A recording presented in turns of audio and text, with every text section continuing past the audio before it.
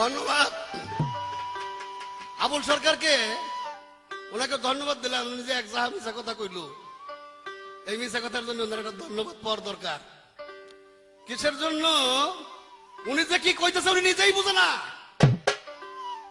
এই যে মাবিয়া ক্ষমতা নিয়ে নিল, খেলাফত নিয়ে নিল, তারপরের থেকে যে এজিদ হইয়া রাজতন্ত্র কায়েম হইয়া সৌদি আরব হইয়া বর্তমান খারিজি মাদ্রাসা, কৌমি মাদ্রাসা, ওহাবি মাদ্রাসা যতগুলো আছে, দেওবন্দ থেকে আরম্ভ করে যে সমস্ত মাদ্রাসায় উনি যে সমস্ত হাদিস বললেন, এইগুলোর পাঠ্যপুস্তক, পাঠ্য হাদিস এই সমস্ত মাদ্রাসায় পড়ানো হয়। ওইটা সৌদি আরবের কথাও বলে। মাবিয়ারা যে ক্ষমতা নিয়ে নিছে তারপরে আর নবীর বংশের কাছে ফেরত যায় না, এটাও ঠিক বলে। মাঝখানে সেটা মুচড়ে সুন্নি একটু পরিচয় দেয়। সুন্নি পরিচয় দিলে এই সুন্নি হলো নাকি? কর্মর দ্বারা হলে শূন্য পরিচয় হবে। যারা মিলাদের পক্ষে, যারা কিয়ামের পক্ষে, যারা গান বাজনার পক্ষে, যারা মুর্শিদের পক্ষে, যারা জেকের মাহফিলের পক্ষে, এই সমস্ত লোকগুলো হলো হলো যারা পীর মুর্শিদের কদম মুসির পক্ষে, তারা হলো সুন্নি লোক। আপনার যে হাদিস মার্কা এগুলো মনে হয় এগুলোর বিরুদ্ধে সব লেখা। আপনি কথায় কথায় কিভাবে আমার একটা ধমক দিলেন হাদিস কোরআন সম্পর্কে, যে হাদিস কোরআন নিয়ে কথা বললে আবুলের সাথে একটু বজাবর হলো। কোন এই কথার জন্য আমার হাসি আসতেছে যে আপনার মতো মানুষ যদি আমার সামনে দাঁড়ায় এই কথা বলে। আমি আরো 10 বছর 20 বছর আগে চ্যালেঞ্জ দিয়ে দিছি যে আমার চাইতে গান একজন ভালো গাইতে পারে, বেহালা একজন ভালো বাজাইতে পারে, বিচ্ছেদ ভালো গাইতে পারে, তত্ত্ববিধান শাস্ত্র আমার চাইতে বেশি বেশি তার আর মানসি বিয়ে নেই। এই নতুন প্রজন্মের গায়ক আমরা যারা আছি এদের মধ্যে তারা কুত্তেই বিয়েছে, তারা মানসি বিয়ে নেই। এটা তো আমি 20 বছর আগেই কইতেছি। এই 20 বছর পরে এই সার কি কম আপনারা? আমি এটার চাইতে আর বেশি কোন সত্য কথা আপনারা কইতে পারলাম না, আমি দুঃখিত। এর সাথে সত্য কথা আপনাকে কইতে পারলাম না। তাই এবার উনি বড় গ্যাপিটি করে জিজ্ঞেস করছে আমার বাকে পড়ে না কথাটা, তাও হাদিসের মাপকাঠিতে আমার কি আছে না আছে ত্রাণপাতি, এইটা জিজ্ঞেস করার জন্য যে 450 মাইল দূরে থেকে বা 400 মাইল দূরে থেকে উমরের কথা শুনলো। উমর খুতবাই ছিল। উমর যখন খুতবাই ছিল তখন উমর বাংলাটা বলতেছি, হ্যাঁ শাহরিয়ার, তুমি ওই পাহাড়ের কাছে যে আশ্রয় গ্রহণ করো। 3 বার এই কথাটা বলার সাথে সাথে যখন খুতবা শেষ নামাজ শেষ হয়ে গেল, তখন এক সাহাবা জিজ্ঞেস করছে, হুজুর আহে আমিরুল মুমিনিন, আপনি তো খুতবার ভিতরে এই বাড়তি 3টি কথা কোনোদিন বলেন নাই। বলে যে ইরাকে যে যুদ্ধে গেছে শাহরিয়ার, ওই যুদ্ধে কাফেররা তাদেরকে চতুর্দিক দিয়ে ঘেরাও করে ফেলছে। এই মুহূর্তে যদি তারা ওই পাহাড়ে যে আশ্রয় না নেয় তাহলে তাদের জীবন বাঁচবে না। এই জন্য আমি এখান থেকে নির্দেশ দিলাম। তখন সে মনে মনে অবিশ্বাস করছিল। ওরা যে রাস্তা দিয়ে আসতেছিল সেই রাস্তার মোড়ে যে আগেই বুঝাছিল যে উমরের কথাটা ঠিক কিনা। যায় দেখে, জিজ্ঞেস করছে যে আপনারা গত শুক্রবারে জুম্মার নামাজ কোথায় পড়ছেন? কত মেয়ে জুম্মার নামাজ পড়ুন, আমাকে জানি তো বাস না। উমর খলিফা যখন আমাদেরকে নির্দেশ করছে তখন আমরা পাহাড় আশ্রয় নিছি এবং আমাদের সেনাপতিকে উনি ডাইরেক্ট হাত দিয়ে দইরা পাহাড়ের কুসরার মধ্যে ফিকে দিচ্ছে। তাহলে আমার তো কথা তাই, আপনি যে গাইবি এলে মানবে চান না, গাইবি এলে দাম দিবে চান না নটু, এখন গাইবি এলে 450 মাইল দূরে গেছে কেমনে? সাহেরি কোন এলে ভিতরে আছে, এখন খাইছেন না আমার একটা।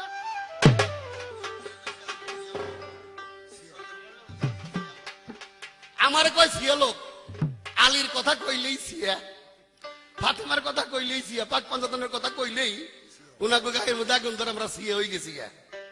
সৌদি আরব বলারা সিয়া না, তারা আলী টালিনের মানে না, কেউ মানে না। হ্যাঁ, নবীর সম্পত্তি, নবীদের সম্পত্তি তার পোলা মানে পাইব না, খালি ওনারা পাইব, মৌলবী সাবরা পাইব। মৌলবী সাবরা ওটা মসজিদের আন্ডার আর মাদ্রাসার আন্ডার রাইখে জন্মের খাওয়া খাইব।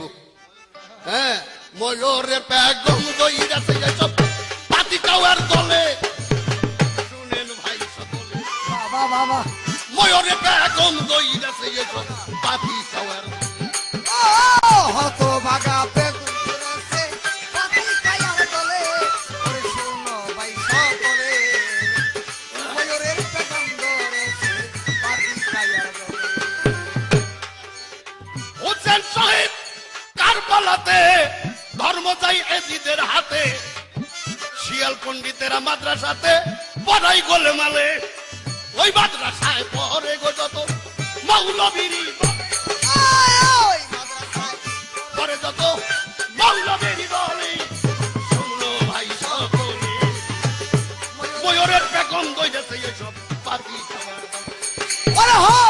বাগা উকিল করায় আছে আপনাকে এই তাই বিলে মানবেন না, আপনি তো মুসলমানই না।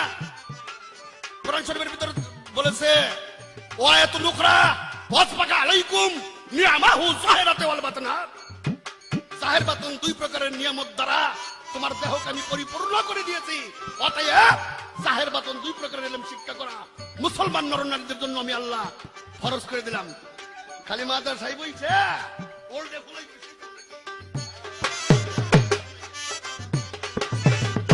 নামের আগে লেখে মুহাম্মদ, ওইটা যেন ওগো বাপের সম্পদ, আত্মহংকার দিলের তাগদ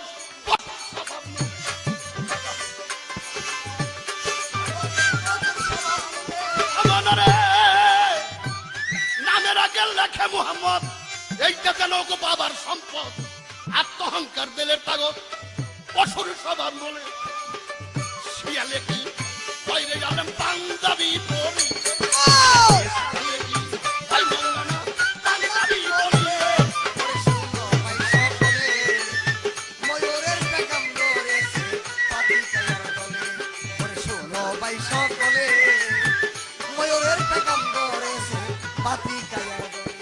আরে বলছে দেওয়ান বেনজিরে দুঃখ বলবো কাহার করে, কিলাইলে কি চেতন হবে এই কুম্ভকর্ণের দলে, কিলাইলে কি চেতন হবে এই কুম্ভকর্ণের দলে।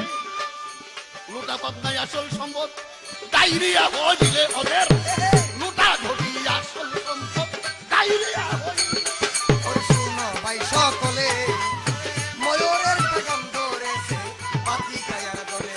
আস্তে আমার যেখানে খোঁচাটা পাকপান্তা তো না হালে বাইতের উপরে, সেখানে কথাটা থাকতে পারলো না। মা বিয়ের এখানে সাথে জোর দেওয়া হইলো, লাল একখান খাতা বাড়ি কইরা, হ্যাঁ মিয়া আমার কথা হলো ফাতেমা হলো বেহেশতের নারীদের সর্দার, তার নামটা এটার ভিতরে নাই। ইমাম হাসান হোসেন হলো ইসলামের মোমেনদের সর্দার, তার নামটা নাই। জুবায়ের তালহা এটা প্রত্যেক মায়ে গোত্রের লোক, এদের নাম। কাজে আপনার এই সমস্ত হাদিস আমার জীবনে আল্লাহ দিনে এই সমস্ত হাদিস আমার দেখা না করা। যদি ইমাম হাসান হোসেন হযরত আলী মা ফাতেমাকে ভালোবাসা আমার সিয়া হইতে হয়, আমি সিয়াই এটাই আল্লাহকে ভালোবাসতে চাই, আমার সিয়া হইতে হয়, এইটাই ঠিক। তাহলে আল্লাহ যেহেতু আল্লাহ ইমাম হাসান হোসেন আল্লাহ ভালোবাসছে, ফাতেমারে ভালোবাসছে, নবীর ভালোবাসছে, আল্লাহ সিয়া। আর নবী ওই ইমাম হাসান হোসেনকে ভালোবাসছে। হোসেন যখন নবীর কান্দের উপরে, তখন আল্লাহ বলছে সেজদা উঠাইও না যতক্ষণ তো হোসেন তোমার কান্দের থেকে না নামে। তাহলে আল্লাহ সিয়া, নবীও সিয়া, আমি রফিক সরকারও সিয়া। বাবা ময়ূরের পেগাম ধরেছে পাতি কায়ার দলে। শুনো ভাই সকলে ময়ূরের পেগাম। আমি আর কিছু বলবো না, একটা প্রশ্ন করব। প্রশ্নটা হলো আপনি শুধু বলবেন এই যে ইমামে আজম আবু হানিফা রহমতুল্লাহ, উনি ইমামে আজম টাইটেলটা কোন কর্মের বলে পাইল? একটা ফতোয়া লিখে দিল, কি বিষয়ের উপরে কি ফতোয়া লিখে উনি ইমামে আজম টাইটেল পেয়েছে? মাত্র এই প্রশ্নটাই। ময়ূরের পেগাম দইয়াছে বাবা ময়ূরের পেগাম দইয়াছে তাতে কাওয়ার দলে। পরে শুনো ভাই সকলে এই ক্যাসেটের মধ্যে আমি আবুল সরকারের সাথে কি পাল্লা করুম?